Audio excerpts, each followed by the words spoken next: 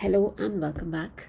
So we've been drawing Christmassy things here on this channel. So today I'm going to show you how to draw this super simple candy cane using vector brushes in Adobe Fresco. So let's just get started. So we already drawn a gingerbread man and a bauble. So go ahead and check those videos out. You can find it in the playlist called Christmas Stuff. Let's click on Create New. And I'm going to go into digital and click on square. You can choose any screen size that you want, but I think I'm going to go with the square for this one. To help me make this process a little bit easier, I have a sketch, so I'm going to go ahead and bring that in. You can download the sketch from the link in the description box below, or you can just draw a shape of a candy cane, which is super simple to begin with. Click on your photos and go into photos and bring it in. Click on done. Now I'm going to reduce the opacity a little bit and make this into multiply. This kind of makes the white background disappear so that whatever I draw beneath it, I can still see it. Click back. I'm going to go into my brushes and you can choose any kind of brushes you want. The first image that I showed you was made using jitter brushes, but for now I'm going to use basic brush, that is basic round. I'm going to make a quick adjustment to the brush, that is I'll click here and I'll go all the way down and make sure that the pressure dynamics is turned off. So what this does is, if it is turned on, when I try to draw, if I press, I get thicker. If I don't press, I get thinner. And I don't want that. I want the line to be of uniform width. So I'm going to go here and undo the pressure dynamics. Now, even if I put pressure or not, it's going to be of equal width. Undo with your 2-finger tap. I'm going to go below the sketch layer and click plus to create a new layer. We're going to choose a bright red. So I want you to move this so that it's somewhere here and move this one all the way to the edge of the square. So now this gives you bright red. If you want the same color, it's 359, 100 and 100. You can click and change it. I'll use my brush. Now I'm going to go ahead and make a candy cane shape using this brush. And once you're done, use your fill tool to fill it in with that color. Perfect. Now click plus and we're going to add our stripes. Now we'll go into color and make this a little lighter red. I'm going to pull it up here so that it's a bit lighter, so that it's 359, 40 and 100. Now we're going to go ahead and draw this. So as you can see, I'm going to make tiny little boxes because I'm going to use the fill tool to color it in. And these boxes are going to be alternating between the red and our pink color.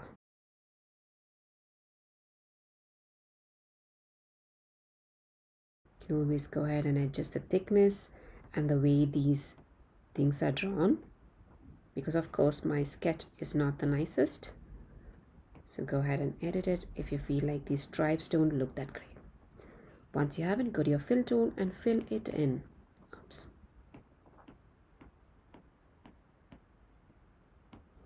Perfect.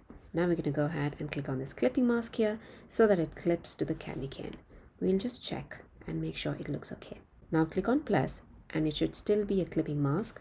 It need not be a clipping mask, but I think it looks much nicer if it is. So I'll go here and I'm going to choose white. And this one, we're going to go ahead and add some highlights to it. So up here, I'm going to go ahead to my brush again. Now make a candy cane shape, but a bit smaller. You can always go ahead and use this and reduce it, but I'm not going to do that because I want to create a hand-drawn thing on it. So I'll just go ahead and make a very thin candy cane up here. Once you have it, use your fill tool and fill it in. And we're going to reduce the opacity of this because we don't want it to be bright white. So let's reduce the opacity until we feel like it looks good. I'm going to hide the sketch by pressing on this I button because the sketch is getting in my way right now and I don't like it. All right, so that looks fine as well. You can decrease the opacity even further if you feel like it is too much, but I think it is okay. But I want to edit it a little bit because I want this to be a little. I'm going to go into my brush. I'm going to edit it a little bit. I want this gap on the top to be a bit less, a thinner gap. Okay, I think that looks good, and maybe this is too thick, so I'm going to go to my eraser and erase this a little bit off. You can also increase it.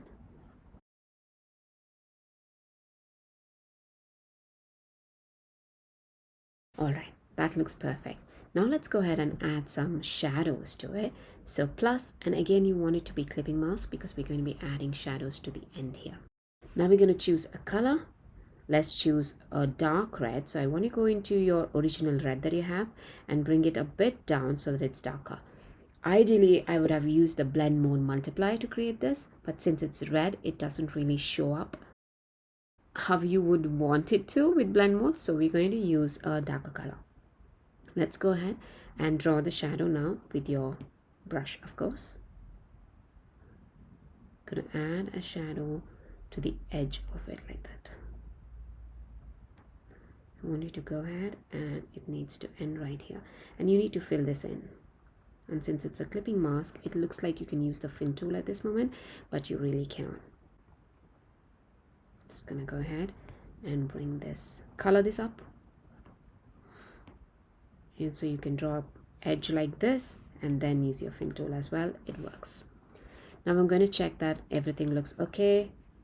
There's a bit of a weird thing here, so I'm going to fix that. And here as well, I want it to shape nicely. All right, so I'll go into levels here and I'm going to reduce the level layer, the layer brightness, because I don't want it to be so dark. And click. Okay, so that looks perfectly fine now. And I feel like this one, the pink one, could be a little bit more brighter or whiter. So I'm going to move it a little bit more. It's 359, 25 and 100. I'll use the fill tool and I'll just color it in like this. And there you go. It makes it a little bit better. And even this one, you can decrease the brightness like this, or you can just go here and go back to that color you have chosen, bring it a bit down.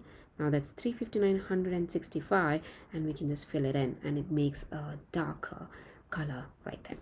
Perfect. Now we're going to add the shadow to this entire candy cane. So I want you to go back all the way down, and if you don't have an empty layer here, just click on plus and create an empty layer.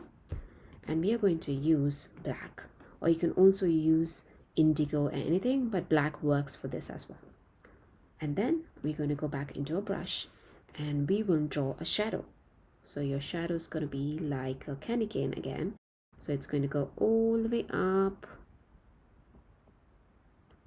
and go down like this. And I'm going to make it a bit thicker.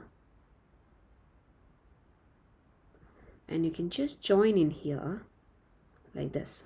What I've done is I've just joined in so that it's now easy for me to go back to that lever and fill it in. I'll bring back the candy cane and you can see how it looks like. There's a bit of extra thing here, so I'm going to fix that. Oh, wrong layer. 2-finger undo, go back to the right layer and color it in. That's fine. We're going to go into levels and reduce the layer opacity to make it look like a shadow.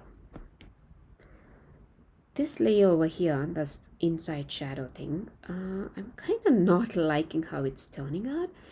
I'm not sure why, so I'm going to adjust things a little bit. Like I want the white one to increase a bit more because I think it looks better. And the red, probably we should make it a little less red. What do you think? Maybe let's go back to that, and I have a little darker red. Let's see how it looks like. This makes it a little darker, but I think I like this one better than the previous red. So this one was 359, 182. So when you're choosing your own colors, this is the process that I usually follow. Like I try to see what colors work best. Like sometimes you get to know only after you've finished your illustration. And the good thing about vector brushes is you can happily change colors, like use the fill tool and change colors, and it will not damage your artwork. Like there won't be any pixels that are left with still the old color, because you see it's a vector based art. Anyway, so this is it, and this is your candy cane. You can export it as it is, or you can remove the background and make it as a sticker and use it in your chats and stuff. Yeah, you can do that. You can save it on your iPhone or any device and then send it as a sticker in your chats. That works as well. And then to export this as without a background, you just have to click on share, publish and export. export as, give a name here, and make sure it's a PNG. If you give it as JPEG or any other format, it's going to take the background with it. Not PSD, I mean JPEG. JPEG is going to take the background with it if you don't want that. If you want to turn on the background, just click this and click on share, publish and export, and do the same thing. Now you can export it as a JPEG or a PNG. It's totally up to you. And that brings us to the end of this video, and I hope you liked it. And if you like this, hit the like button and the subscribe button. If you want to support this channel, you can always buy me coffee at ko-fi.com. The link to do that is in the description box below. If you want to draw more Christmassy things, check out my playlist called Drawing Christmas Stuff or something like that. And then you can find the link for the playlist in the description box as well. I'll see you in the next video then. Bye.